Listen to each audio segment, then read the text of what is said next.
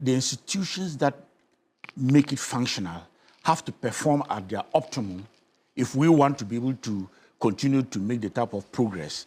And I like Kofi's point that was always linked to policy thinking. Because what the policy thinking does is to help us to be very discerning about what we need and how should our army be equipped as one of the very important institutions that makes our state to function, and that helps in the deepening of our democracy, if I were to preface that broadly.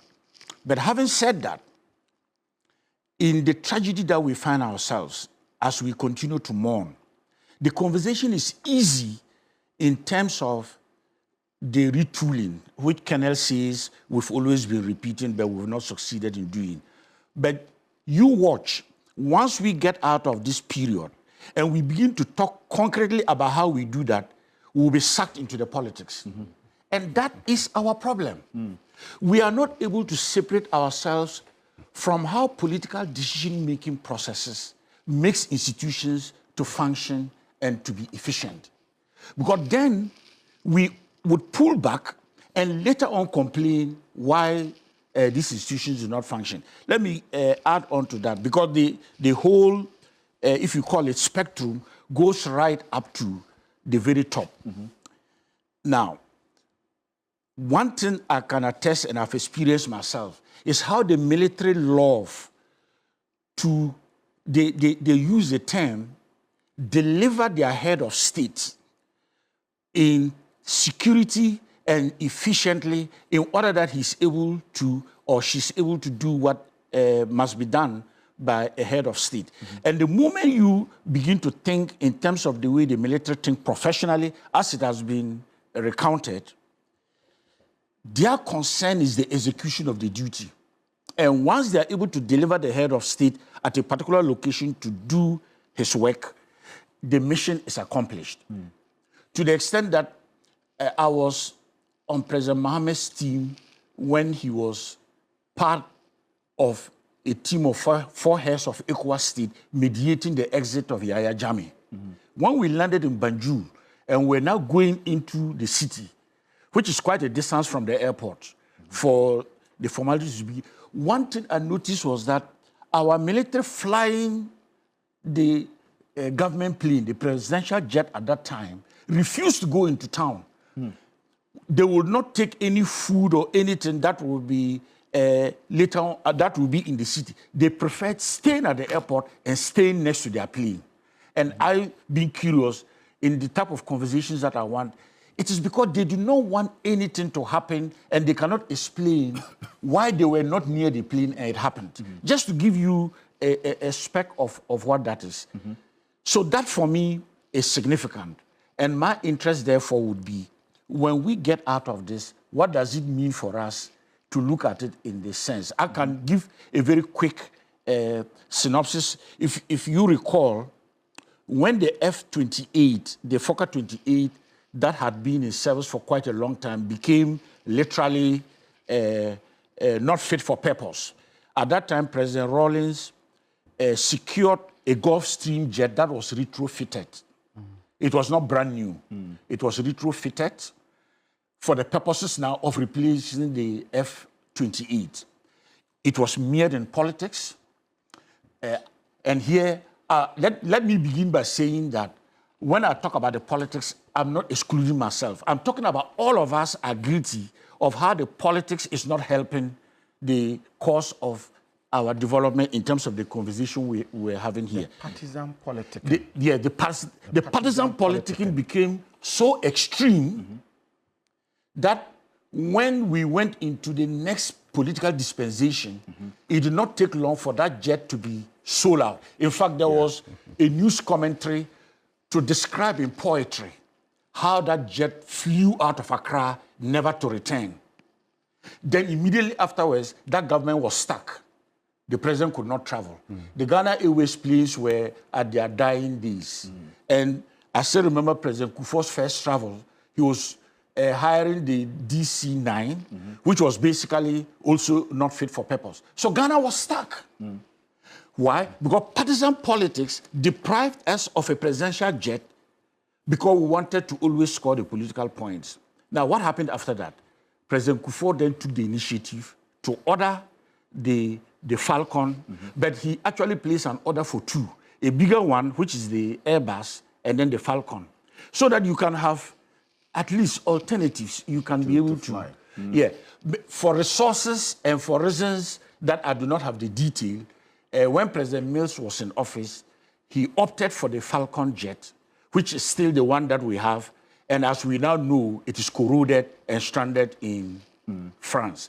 I'll give this very quick background to say that at that level, the state must always function. The state never stops functioning.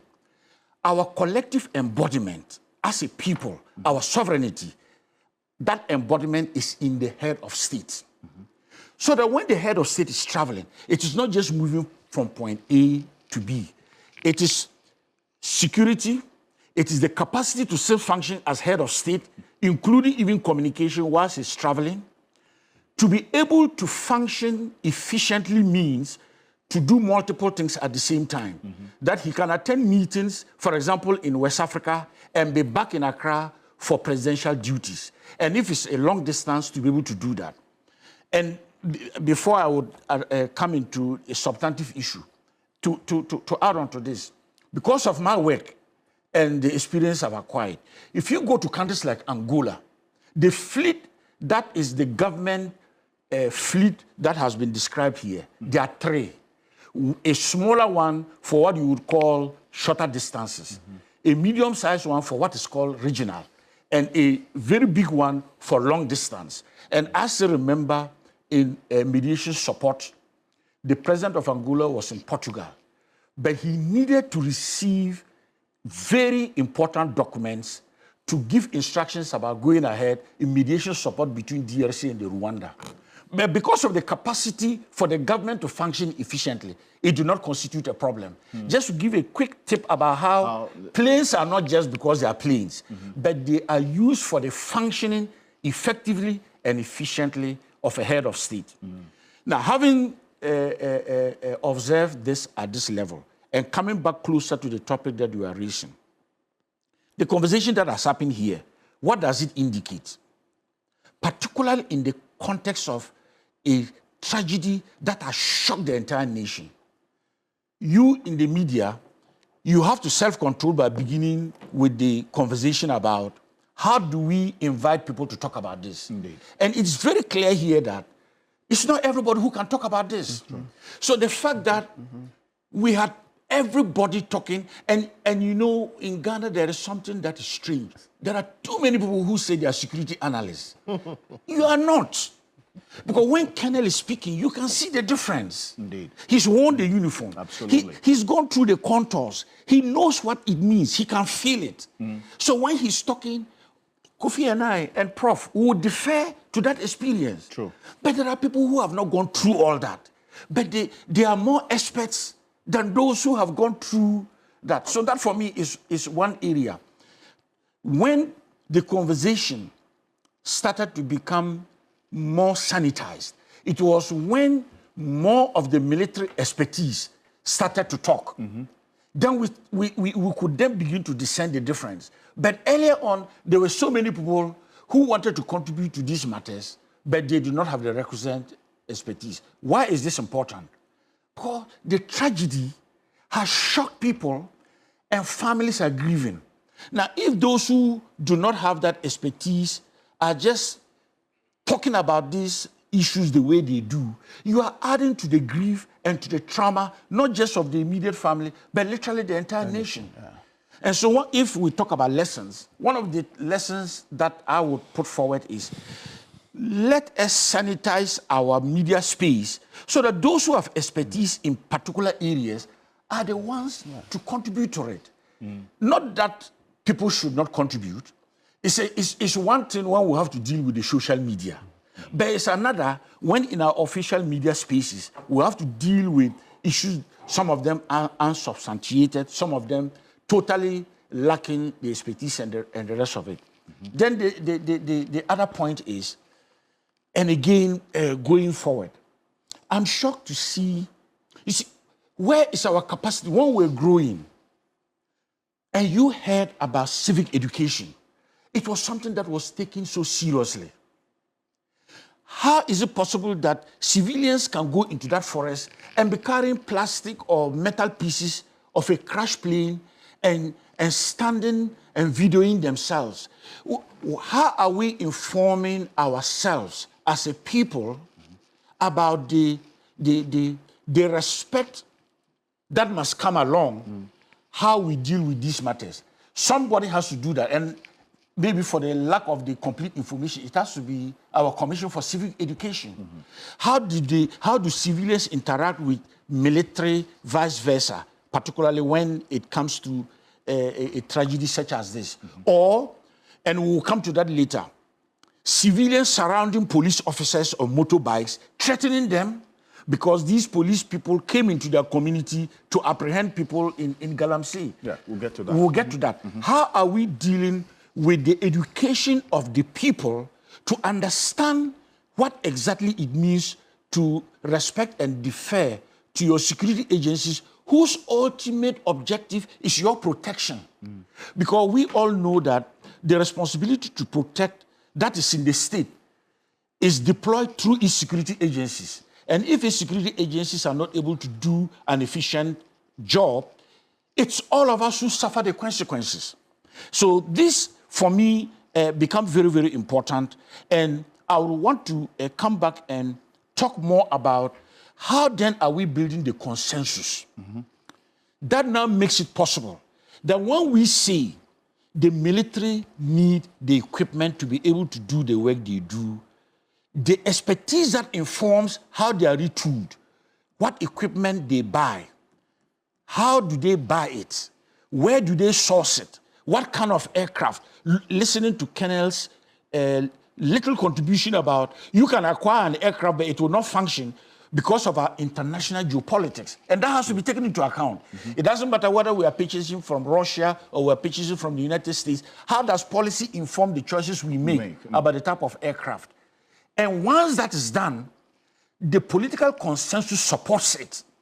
And it does not become a victim of extreme partisan politics that then erodes the very demand that we want for our institutions to work. And why? Because if at the end of the day, the military institution is not able to function the way we all want, it doesn't matter your political affiliation or where you belong to, you are going to suffer the consequences. And I'm somebody who speaks passionately about this because I know what it means to secure a community that is in conflict and that is experiencing violence. And you need your military to come and secure that place professionally to protect lives. Now, if the military do not have the means, they do not have the capacity, they do not have the equipment, how do you do that? So this, for me, will be the type of comments I have at this stage. And to say that the tragedy, if I were to underscore or underline what is the valuable lesson, we have to separate how the key institutions like the military, the Ghana Police Service, and all the affiliate institutions in their work are not caught in extreme political partisanship.